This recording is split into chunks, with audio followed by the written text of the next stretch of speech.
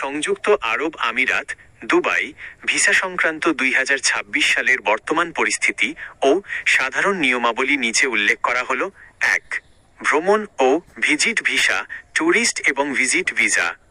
Visa, visa নির্দিষ্ট অনুমোদিত travel agency, বিমান সংস্থা যেমন এমিরেটস, ফ্লাই দুবাই কিংবা আমিরাতের অনুমোদিত স্পন্সরের মাধ্যমে আবেদনের সুযোগ রয়েছে।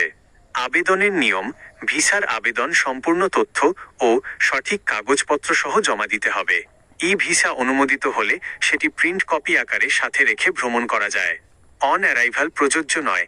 সাধারণ বাংলাদেশি পাসপোর্টধারীদের জন্য দুবাইয়ে অন অ্যারাইভাল ভিসা সুবিধা চালু নেই। 2.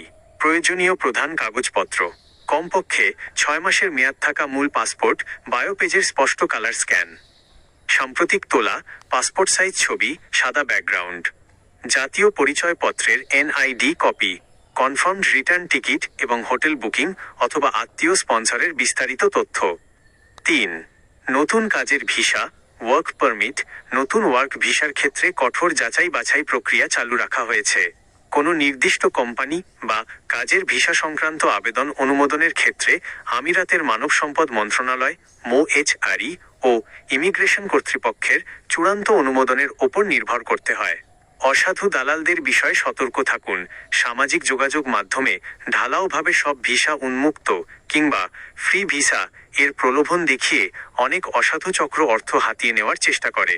যে কোনো লেনদেন বা আবেদনের আগে আমিরাতের সরকারি ওয়েবসাইট অথবা বিশ্বস্ত এজেন্সির মাধ্যমে তথ্য যাচাই করুন।